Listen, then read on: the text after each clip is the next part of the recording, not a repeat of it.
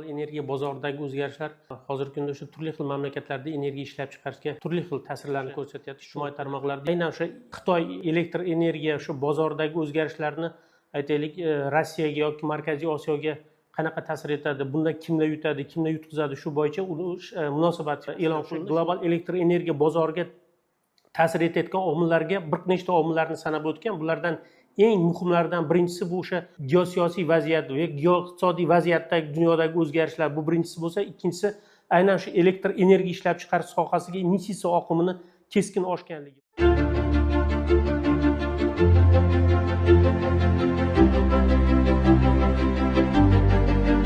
Global energiya bozoridagi o'zgarishlar hozirgi kunda o'sha turli xil mamlakatlarda energiya ishlab chiqarishga turli xil ta'sirlarni ko'rsatyapti. Shu nuqtai nazardan ijtimoiy tarmoqlarda aynan o'sha Xitoy elektr energiya shu bozoridagi o'zgarishlarni aytaylik Rossiyaga yoki Markaziy Osiyoga qanaqa ta'sir etadi, bundan kimlar yutadi, kimlar yutqizadi, shu bo'yicha munosabat e'lon qilindi. Shu nuqtai agar bu tahliliy materialga e'tibor beradigan bo'lsak, haqiqatan ham mana keyingi paytda Xitoyda energiya ishlab chiqarish bo'yicha dunyoda mana 2024-yilda rekord darajada juda ham katta elektr energiya ishlab chiqarilgan. Ya'ni agar ma'lumotlarga e'tibor beradigan bo'lsak, 2024-yilda 9.4 trillion kilovat soat elektr energiya ishlab chiqarilgan.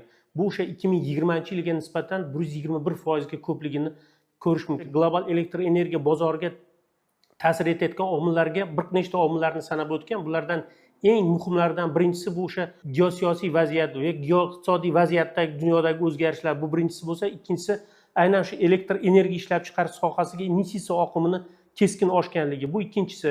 Uchinchidan mana keyingi paytlarda o'sha elektr energiyaga bo'lgan bozordagi talab va taklifning o'zgarishi. Hamda to'rtinchisi aynan o'sha global elektr energiyaga o'zgarishga o'sha neft bozoridagi turli xil o'yinlar ta'sir ko'rsatayotganligi nuqtai nazardan o'sha global elektr energiya bozorida o'zgarishlar juda ham katta sezildi. Endi Xitoy o'sha elektr energiya ishlab chiqarish, ya'ni buni Markaziy Osiyoga qanaqa salbiy ta'siri bor yoki aytaylik O'zbekistonga qanaqa ta'siri bor, mutaxassislar tahlil qilgan.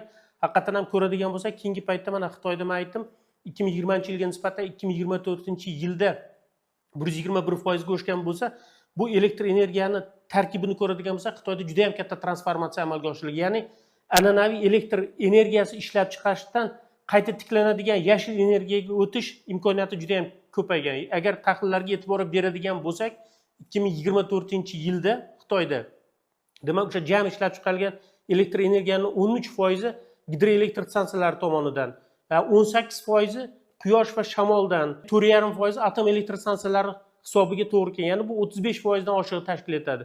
Mana buni o'zi Xitoyda o'sha global elektr energiya bozorida demak an'anaviy elektr energiya ishlab chiqarishdan noan'anaviy, ya'ni qayta tiklanadigan elektr energiya ishlab chiqarish o'z navbatida o'sha gazga bo'lgan talabni kamayishiga olib kelyapti. Bu yerda kimlar ma'lum bir ma'noda tahlilchilarning fikri bo'yicha Rossiya, Qozog'iston, Turkmanistonda demak o'sha asosan Xitoyga gaz eksport qiladi.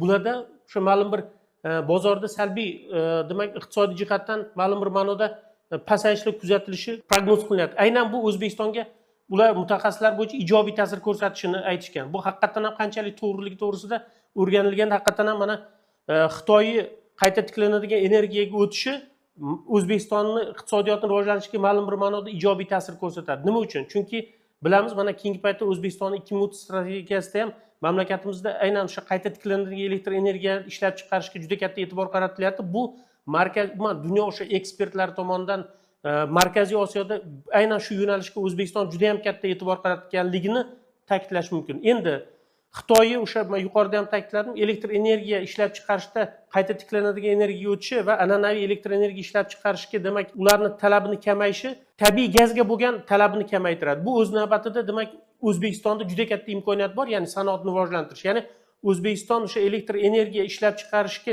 sarflanayotgan tabiiy gazni masalan sanoat ishlab chiqarishga va boshqa sohalarga yo'naltirilishi, ya'ni o'sha Turkmaniston, Rossiya, Qozog'iston uchun O'zbekiston juda ham katta bir qulay hamkor hisoblanadi. Shuning uchun men o'ylayman, albatta bu dunyo bozorida global elektr energiya sohasidagi o'zgarishlar albatta O'zbekistonga ijobiy ta'sir ko'rsatadi. Ya'ni O'zbekistonning o'sha tanlab olgan strategiyasi, ya'ni 2030-yilga borib qayta tiklanadigan elektr energiyasi O'zbekistonda jami elektr energiyasi talabini 40% ni qondirishini e'tiborga oladigan bo'lsak, men o'ylayman, albatta bu dunyo bozorida, ya'ni Xitoyning o'sha an'anaviy elektr energiya ishlab chiqarishga bo'lgan talabini kamayishi albatta O'zbekistonning iqtisodiyotiga ijobiy ta'sir ko'rsatadi, chunki O'zbekiston aynan o'sha yon atrofimizdagi Qozog'iston va Turkmanistondagi tabiiy gazdan unumli foydalanib, sanoatni yangi sohalarini rivojlantirishga, aytaylik, o'sha aholini energiya resurslariga, jumladan elektr energiyasiga bo'lgan imkoniyatlarni yanada oshiradi. Bu o'ylayman, albatta mamlakatning o'sha haqiqatan ham elektr energiya sohasidagi islohotlarini to'g'ri tanlanganligidan dalolat beradi.